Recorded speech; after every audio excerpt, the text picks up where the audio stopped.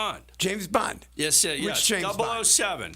And You're talking about the actor that plays James Bond? Well, I'm talking about in James Bond. Okay, let me just read the stinking article to you. You know, one of the catchphrases always with his martini, you know, he wanted it shaken, not stirred. Right. And if you think back, and James Bond's always surrounded by alcohol and beautiful women. Okay, and I know for a while it was an issue. James Bond smoked too, and I think in some of the later films, they tried to get him to stop smoking or reduce the smoking. But now people have gone back and they actually did a study. So somebody went ahead and did a study. Hopefully not our government dollars, but researchers wanted to determine the level of alcohol because it's a serious issue. And what they concluded is that if James Bond were real, right now he'd suffer from tremors, he'd have sex problems, and his life expectancy would be about 56 years. I thought that was interesting. Yeah, very interesting. So I'm reading. It says the man had such a severe drinking problem that he probably suffers from tremors and shooting a gun. And they went back and looked at specific scenes in the movie, including about how much alcohol was consumed before scenes. It says Bond was at high risk for sexual dysfunction, liver damage, car crashes, stroke, and early death. Now you say, well, where did this come from? Who did this? It says according to findings published Thursday, and an annual, I don't even know this word, Richard, compendium. Compendium. I've used that word 3 times today. All right, use it. Go ahead. Use it right now. Go ahead. Let's see how smart you are. I walked into the room and I saw a compendium swinging from side to side. Wrong. Anyways, an annual compendium of quirky medical studies in the British journal BMJ. Okay, BMJ. It says the study was done largely in fun. Well, imagine that. Researchers, but it says it carried a serious message. So what they did is they studied 14 classic Ian Fleming novels, and it says that they found that James Bond drank more than 4 times the recommended level for British men. And What's the recommended level for British men? And I'd be willing to bet that the level for British men is probably higher than American men. It says there are people capable of drinking this amount, but they are not capable of drinking that amount and still being able to defuse a nuclear bomb. So, really? Go figure. So now, I guess you got to be sober to defuse a nuclear bomb. Yeah, I think you should. Single-handedly, like he did. Now, like U.S., how much alcohol are we talking about? It says in the U.K., alcohol consumption is measured in units. I didn't know that. Units? Okay. I thought it was pints. Like, give me a pint of this, a pint of that. Maybe that is what a unit is. I don't know. A pint of alcohol is quite a bit. It says 1 unit equals 8 grams of pure alcohol. It says no more than 21 units a week are recommended for men. Okay, 21 units a week are recommended for men. It says many alcoholic drinks contain multiple units. And it says in Bond's favorite drink, a vodka martini would have about 3. It says Bond also drinks champagne, red wine, and sake, and seems to drink almost constantly when not imprisoned or otherwise indisposed. Okay, I hope you're finding this interesting. Not really, but keep going. Yeah, we're a little short on material, so I'll just plow right through here. It says Bond's symptoms. Well, we already talked about the tremors. They said they don't know how he'd aim his gun. It says the classic Bond books from 50s and 60s, it says have lots of pop cultural company and glamorizing alcohol without showing the consequences in the real world. So it says Bond would have died at age 56 after a life of heavy drinking and smoking. And I'm sorry to hear that. Rest in peace, James Bond. And I will say, growing up, those were my favorite movies. No, they were all great movies. But, it's funny. I never paid attention to that about his drinking. And listen, to bring it in, let me just ask you. This is probably, I don't know, because we got nothing to talk about tonight, Richard. Well, that's why we were called the Know Nothing Show. But we got nothing to talk about. I will start with our Cracker Jack producer. Mr. Producer, who was your favorite James Bond? There were many James Bonds. Who was your favorite? The last one. Oh, Jesus. I don't know his name. You can't name a James Bond? No, I can't name a James Bond, but it was the last one. I'll tell you who my favorite one was. Oh, wait. I want to ask our Cracker Jack. What's his last name? Board up. Lynn, I know you. You're a smart, educated woman. Can you name a James Bond starred in the acting role? No, I cannot right off the top. Thank you very much, Lynn. Thank you very much. What am I surrounding myself with? I'm Richard, sure our California listeners would have no problem, rattling them all off. But I'll tell you who my favorite one is. What? Sean Connery. Well, yeah. Universally, I think he's the most acclaimed. James Bond, you think of Sean Connery. You do. I think he was the quintessential James But Bond. he wasn't the first one, was he? No, he wasn't, actually. So tell our audience who the first one was. George Lazenby. Who? No, actually, what am I saying? George Lazenby. No. You're going to say David Niven. Who was in a Casino Royale movie. Wasn't he the first I'm James impressed Bond? you know that. Actually, yeah, he did, and it was played for comedy. I'm somewhat of a James Bond aficionado. You're absolutely right. So then what happened? You had Sean Connery came in. For how many years was he did From Russia with Love. He did probably the best Bond movie was Goldfinger. The greatest. And then, geez, if I'm an aficionado, I should know this. After Roger Moore? No, I can tell you the Bonds. Because he was very good too. So what happened? He decided he didn't want to get typecast, which was just incredibly He didn't want to get stupid. typecast? No.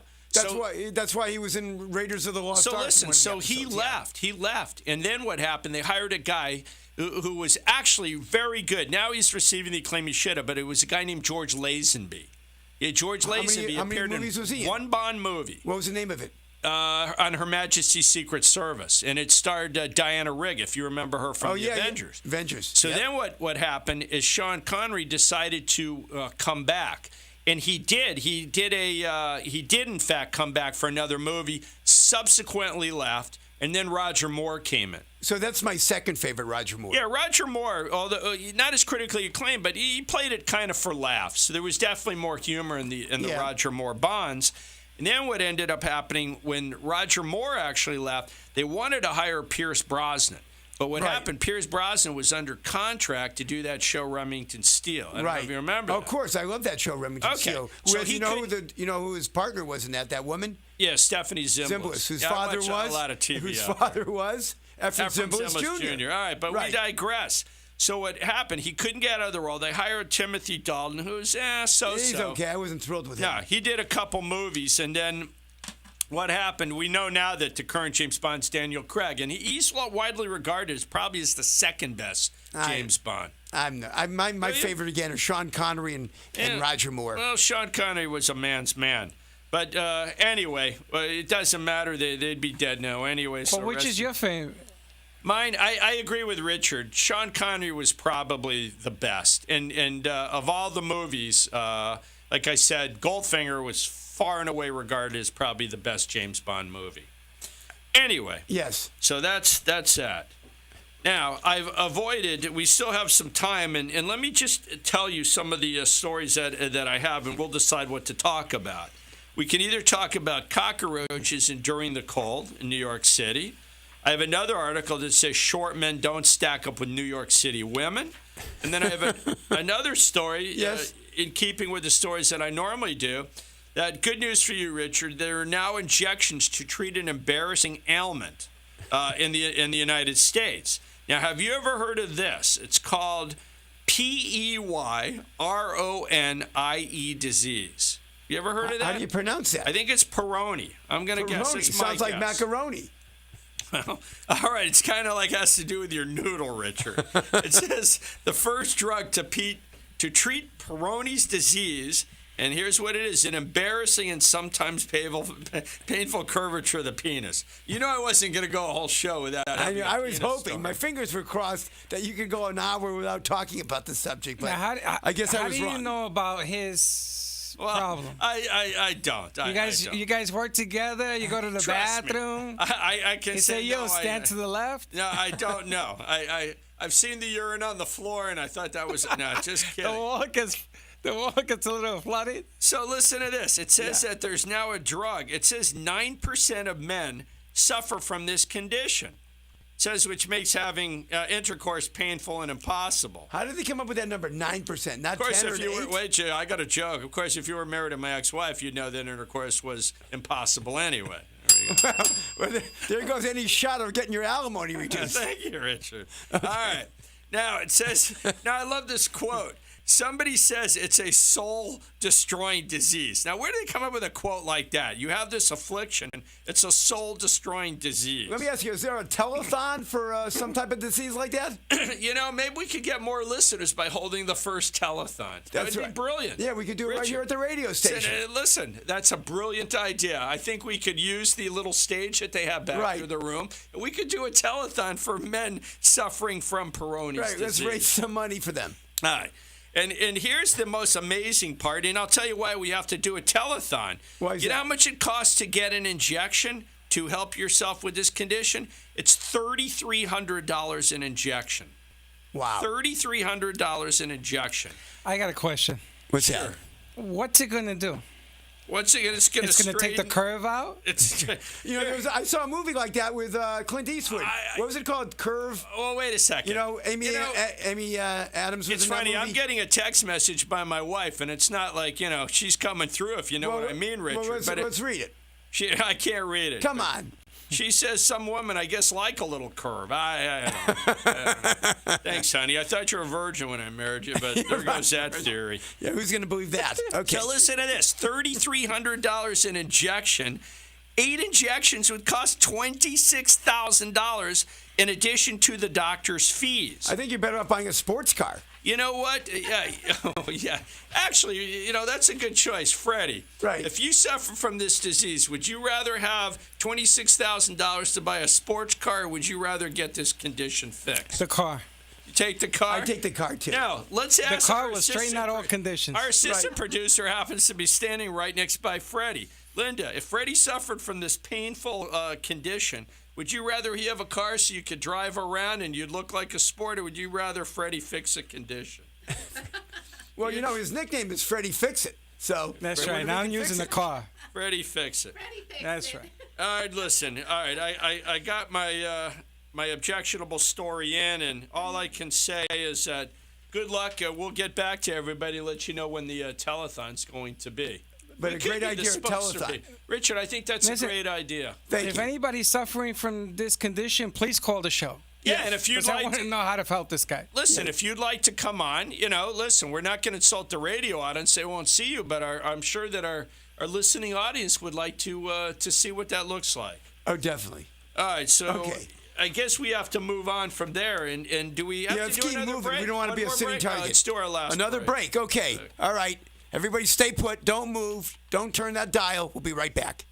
Are you dreaming about your next home improvement project? Let the experienced Carbonneau craftsmen help make your dream home a reality. Call them at 954-984-9393 and let them help you redo the things in your home that make it special. At Carbonneau, they specialize in residential door and window design, repairs, and screens. They carry the top brands you know and trust: BHI, Galaxy, Windor, and ES. They'd be happy to create a signature look for your home. Call Carbonneau at 954-984-9393 and let them know you heard about them on the Elkins and Friedman Know Nothing Show. And you'll get a special 10% discount just for mentioning their name. 954-984-9393 is the number for Carbonneau Home Repair. And the sooner you call them and have the home team at your doorstep, the faster that'll make your dream house a reality. Call today or visit their website at CarbonneauHomeRepair.com. That's 954-984-9393. Schedule a free estimate today. 954-984-9393.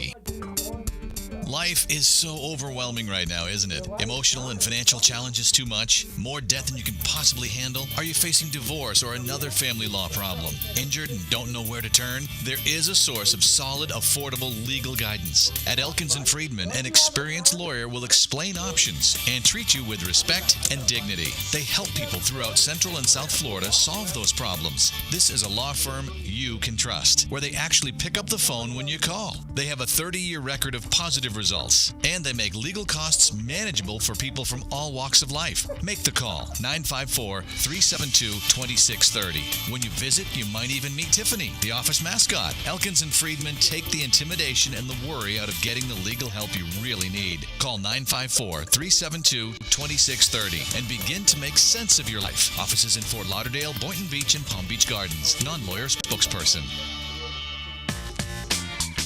Please welcome a new sponsor to the show. It's AMP2 TV, the first and only internet network that's truly plugged in. When you're looking for a full-service internet television production company, discover AMP2 TV, a full-service production company that can provide all streaming videos in studio or remotely. They offer web page development, and they use all the latest platforms to help make your business selling points more powerful. They can do remotes and live streaming, as well as tape productions. Let AMP2 TV handle all of your television production needs. Choose from a variety of creative TV and radio packages and see why AMP2 TV works with many major companies, including Comcast, Bravo, and Fox 29, as well as individuals and businesses of all types and sizes. To see samples of their work or to find out more, visit their website at amp2.tv. That's AMP2.tv. Or call them at 1-866-224-5422. That's 866-224-5422.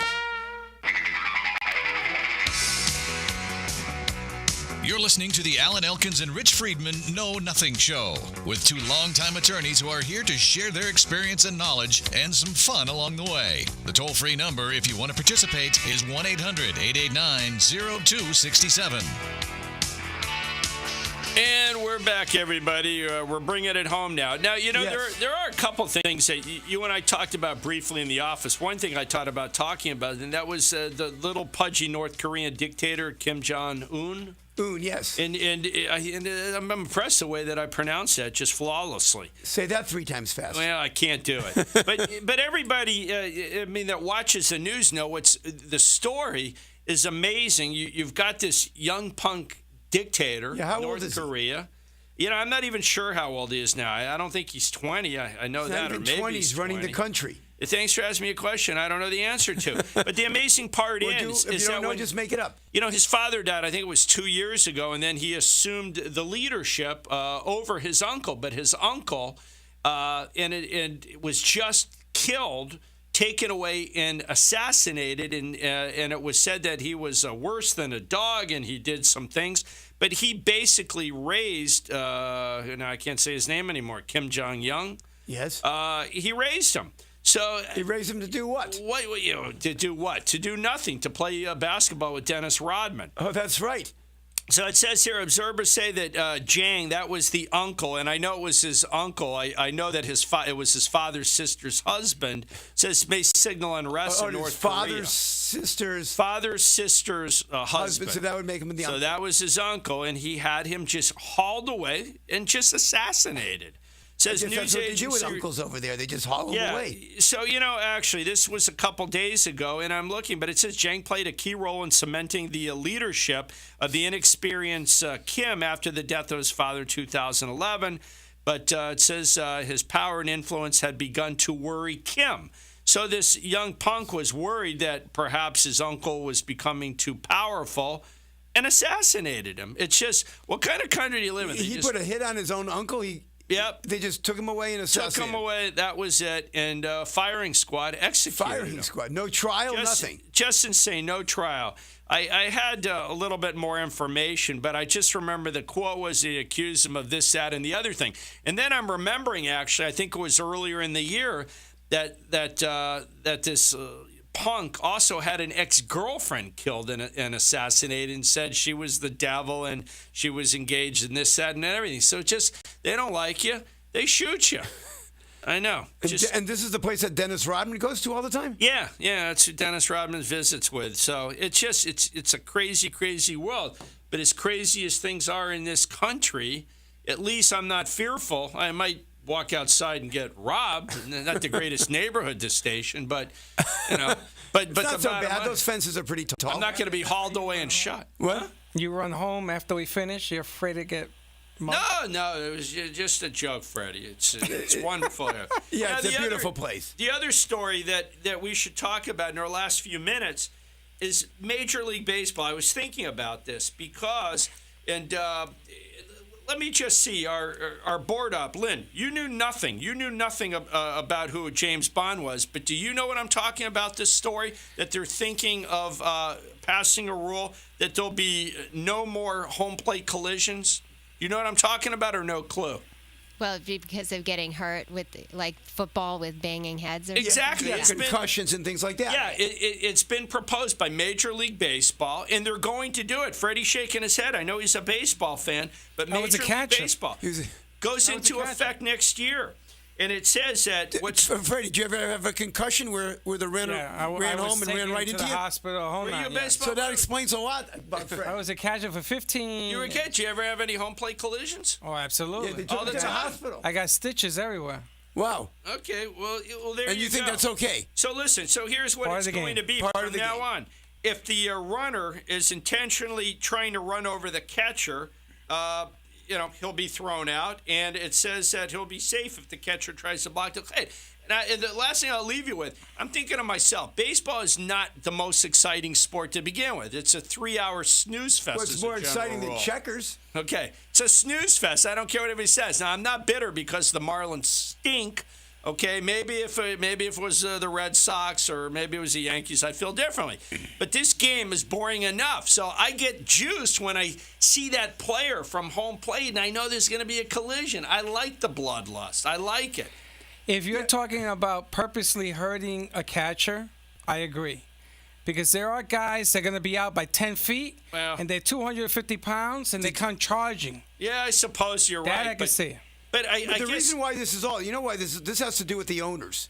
You think so? Oh yeah, no, because look, if you get somebody gets seriously injured, okay, well, guess who's paying for that? Well, they got to pay out their contract. Actually, the last bad collision was this guy Buster Posey, who was a great player, got Broken knocked out ankle. for the year. But he came back the next year and did very well. Well, are you just making that up, or you know that? I know that. No, what do you think? You really? You know, I can't. I'm a baseball aficionado. Who does Buster Oh, my Posey God. play for? He plays for the. Is he an East-West team or West Coast Give team? me a second. Yeah, I think ahead. he plays for the. I have no idea. All right.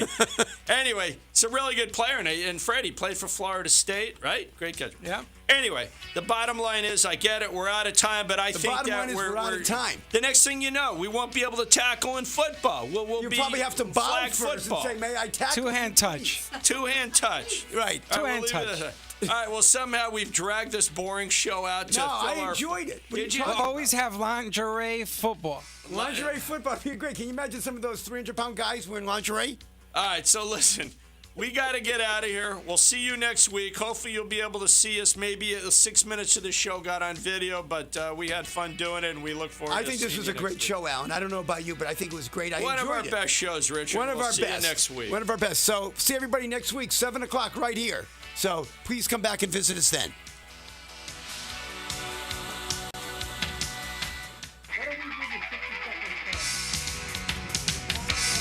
You've been listening to the Elkins and Friedman Know Nothing Show, where maybe you learned a little something in spite of them. To reach Alan Elkins or Rich Friedman at their offices, call 954-772-6014 or 561-738-5988. Out of area, call toll-free 1-800-922-1277 or go online to elkinsandfriedman.com. Friedman is spelled with 2 E's. Be back here next week for more from Elkins and Friedman and their Know Nothing Show.